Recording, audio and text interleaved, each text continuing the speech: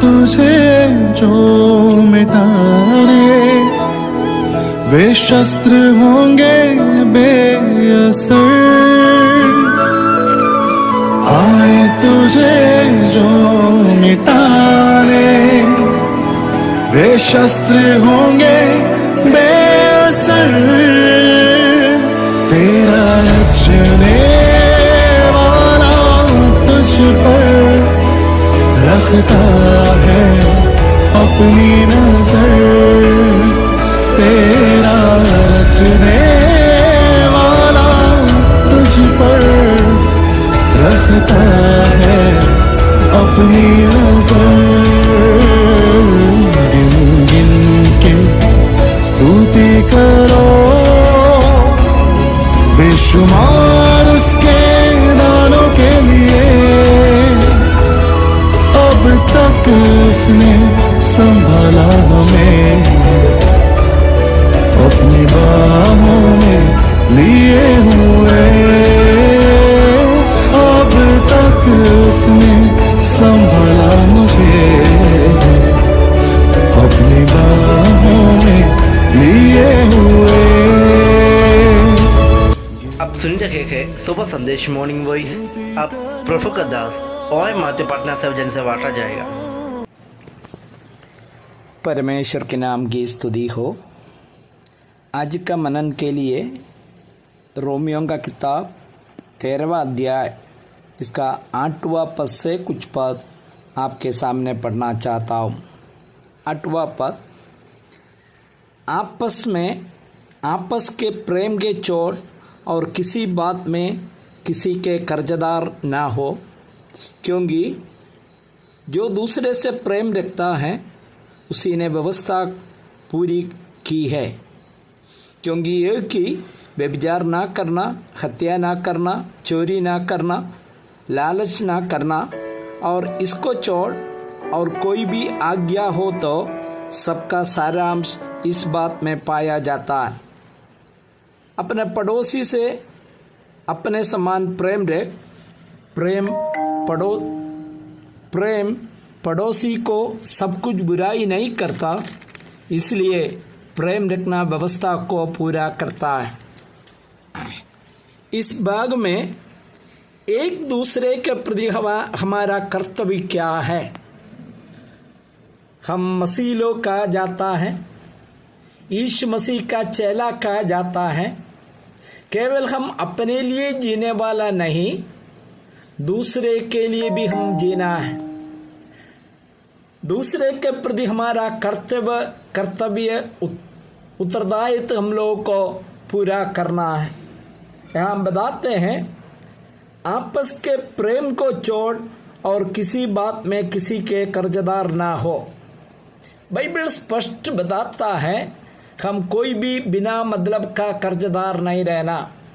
हम कई बार देखे हैं प्रभु का लोग छोटी सी बातों के लिए उसका जरूरत बताते हुए कर्जा लेता है, लेकिन ये उत्तम बात नहीं है। हम एक दूसरे से केवल प्रेम देना, इसी में कर्जदार होता है।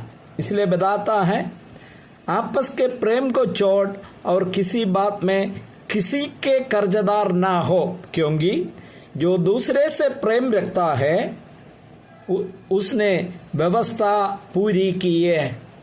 तो हमसे ये बात बताता, दूसरे से हम प्रेम करना है। ये प्रेम करने के बातों में हमारा आखिरी श्वास तक दूसरे से हम कर्जदार हैं, यही बाइबल बताता है। इसके बाद में बताता है, व्यभिचार ना करना, हत्या ना करना, चोरी ना करना, लालच ना करना और इसको छोड़ और कोई भी आज्ञा हो तो सबका सारांश इस बात में पाया जाता है।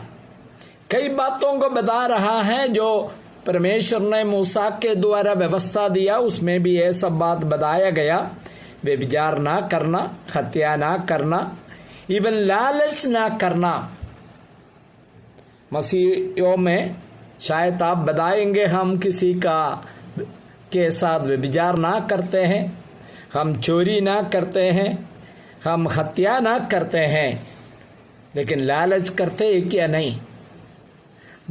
लालच का मतलब क्या है? मेरे पास कुछ है नहीं, दूसरे के पास एक चीज हम देखता है, वो मुझे पा नहीं पा रहा, मेरे पास तो ये नहीं है, मैं यही चाहता कि ये मेरे लिए हो सकता तो कितनी अच्छी बात है। तो उसको देख करके सही रीति में हम उसको पाने के लिए मेहनत करें, खरीदे, उसमें कोई गलत नहीं है। लेकिन एक लालच मेरे अंदर में आ जाता, उसके पास है, मुझे भी चाहिए, ये बात बाइबल बिल्कुल पसंद नहीं करता। परमेश्वर को मालूम है किसको क्या देना है, और परमेश्वर का हाथों में है, ये मेरा और आपका हाथों में नहीं। इसलिए बाइबल बताता ये सब नहीं करना। इसके बाद बताता है इसका सब सारांश क्या है, अपने पड़ोसी से अपने समान प्रेम रखना। हम कितने अपने को प्रेम करता है? हम जब भूख लगता है तो खाना खाते हैं, और कई बार हम क्या करते हैं, घर में खाना खा के हम थक गया, बाहर भी जाकर खाना खाता है, और वैरायटी अलग अलग रीति का खाना हम लोग खाते हैं। अभी बताता हम लोग ये फलाना खाना खा के थक गया, आज हम दूसरे रीति का खाना बनाएंगे खाएंगे। तो हम जो खाना पसंद करता है, कपड़ा का बात देखिए, एक दो कपड़ा है तो भी हमारा नंगापन कवर कर सकता है, लेकिन हम लोग अलग अलग प्रकार वैरायटी में हम लोग कपड़ा खरीदते हैं, काफ़ी महंगा कपड़ा खरीदते हैं। हम सुने हैं जो तमिलनाडु के मुख्यमंत्री थी जयललिता, उसके पास 800 से अधिक साड़ियाँ थी, और उतना ही जो उनके पास चप्पल भी था। कहने का मतलब क्या है, इतना जो पसंद हो रहा कपड़े के प्रति। लेकिन हम एक सवाल पूछे, यदि आपके पास पैसा है तो खरीदे, मैं उसके लिए आपको सलाह देने वाला कोई नहीं है। लेकिन मेरा पड़ोसी के पास कपड़ा है, मेरा पड़ोसी जो अपना जरूरत के लिए भी कपड़ा है, यही हमें देखना बहुत जरूरी है। इसलिए बताता है अपने पड़ोसी से अपने समान प्रेम रखना। प्रेम पड़ोसी को कुछ बुराई ना करता, इसलिए प्रेम रखना व्यवस्था का पूरा करना है। यदि हम पड़ोसी से प्रेम करने वाला है तो उसके प्रति बुराई नहीं करता, बुराई नहीं सोचता, और कभी भी उसका नाश हम चाहता नहीं है। मुझे सुनने वाला भाई लोग, हम प्रभु का लोग होने के नाते अपना कर्तव्य को निभाए। एक दूसरे के प्रति मेरा जो उत्तरदायित्व है वो निभाना है। केवल हम अपने लिए, अपना परिवार के लिए जीने वाला नहीं, हम परमेश्वर के लिए भी जीने वाला हो। प्रभु के नाम की स्तुति हो। स्वर्गीय पिता परमेश्वर, हम धन्यवाद करते हैं इस सुंदर समय के लिए, आज का वचन के लिए धन्यवाद करते हैं प्रभु जी। हम केवल अपने लिए जीने वाला नहीं, परमेश्वर के वचन के अनुसार दूसरे के प्रति भी जीने के लिए मदद कर, सहायता कर प्रभु जी।